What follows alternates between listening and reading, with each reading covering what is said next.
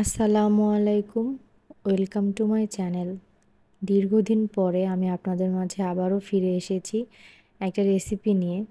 আজকে আমি আপনাদেরকে ইলিশ মাছ রান্না করে দেখাবো পটল দিয়ে। এই রান্নাটা যদিও আমি করিনি, আমার শাশুড়ি করেছে।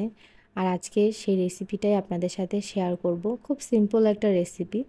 আর এখানে হচ্ছে বড় সাইজের একটা মাছ নেওয়া হয়েছে, ইলিশ মাছ। আর মাছটা হচ্ছে পদ্মার ইলিশ।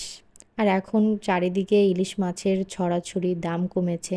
আসলে তেমনটা না।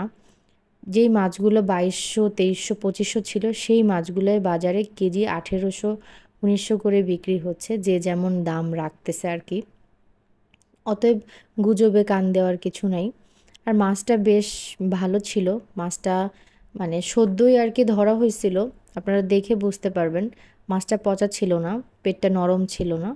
আর এখানে হচ্ছে আমাদের বাসায় যে হেল্পিং হ্যান্ড, সে হচ্ছে মাছটা কেটে দিচ্ছে। আর মাছটা হচ্ছে আপনার পদ্মার ইলিশ বলছে, এখন আমি আসলেই জানি না এটা বরিশালের কিনা।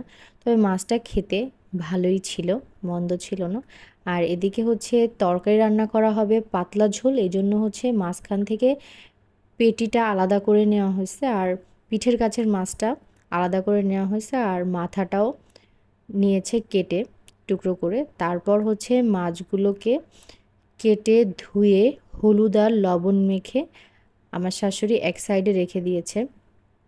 এই মাছগুলোর পেটে ডিম হয় নাই। আর তারপর পটলগুলাকে সুন্দর করে ছিলে পানির মধ্যে রেখে দিয়েছে, একবার ধুয়ে পানির থেকে উঠিয়ে তরকারির মধ্যে দেওয়ার জন্য। আর এখন হচ্ছে পটলের সিজন, পটল খেতে ভালো লাগে। কড়াইতে তেল দিয়েছে, তার মধ্যে পেঁয়াজ দিয়েছে। পেঁয়াজের পরিমাণটা অল্পই ছিল দেখলাম। তারপর রসুন বাটা দিয়েছে। পেঁয়াজটা কিন্তু লাল করে ভেজে নিতে হবে। এখানে আপনারা চাইলে সরিষার তেল দিতে পারেন, আমরা রেগুলার রান্নার তেলটা ইউজ করেছি। আর এখানে হচ্ছে 1 চা চামচ পরিমাণের ধনিয়ার গুঁড়ি দিয়েছে। তারপর হচ্ছে আম্মু পরিমাণ মতো হলুদের গুঁড়িটা দিয়েছে। এরপর দিয়েছে শুকনা মরিচের গুঁড়ি।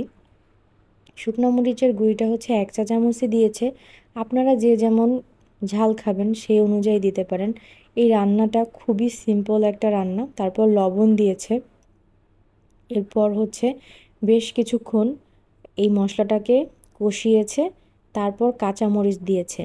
কাঁচামরিচের ঝালটা কিন্তু ভালো লাগে পাতলা ঝোলে। আর তারপর হচ্ছে এই মশলাটাকেও কষিয়ে পটল দিয়েছে। যে পটলগুলো ছিলে ধুয়ে রেখেছিল, এই পটলগুলোকে এখন মশলার ভিতরে দিয়ে পটল খুব সুন্দর করে কষিয়ে নিতে হবে। আর তখন এমন সুন্দর একটা স্মেল আসতেছিল, বলে বোঝাতে পারবো না। মশলাটা এত ভালো করে কষানো হয়েছিল যে মনে হচ্ছিল যে এই তরকারিটা যদি আপনার পাতলা ঝোল না হয়ে যদি আপনার গ্রেভিও করেন শুধু পটল দিয়ে, তাও খেতে ভাল লাগবে। আসলে মশলাটা কষানোটা হচ্ছে মাস্ট। খুব ভালো করে যদি মশলাটা আপনি কষান, তাহলে তরকারিটা অসম্ভব পরিমাণে সুন্দর হয় খেতে। আর এই কাজটা ধৈর্য ধরেই করতে হয়। পটলটা বেশ কিছুক্ষণ কষানোর পর তারপর হচ্ছে সামান্য একটু পানি দিয়েছি। এই পানিটা দিয়েই পটলটা আবার কষাবো। কষানোর পর দেখেন তেল ফুটে বের হয়েছে।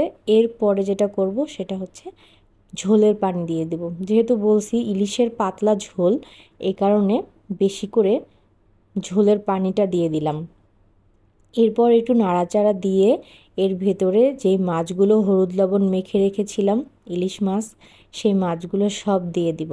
এখন সব মাছগুলো আমি তরকারির ঝোলে দিয়ে দিয়েছি। এরপর হচ্ছে আমার ঝোলটা ফুটে এসেছে। এরপর তরকারির লবণটা দেখেছি ঠিক আছে কিনা। তারপর 5 মিনিটের মতো আরও রান্না করে আমি তরকারিটা নামিয়ে নিয়েছি। আমি আশা করব আমার আজকের রেসিপিটা আপনাদের কাছে ভালো লেগেছে। ভালো লেগে থাকলে অবশ্যই আমার পাশে থাকবেন। আর অবশ্যই বাসায় তৈরি করে খেয়ে দেখবেন পটল ইলিশের পাতলা ঝোল। আজ আসি, আবার দেখা হবে। আল্লাহ হাফেজ।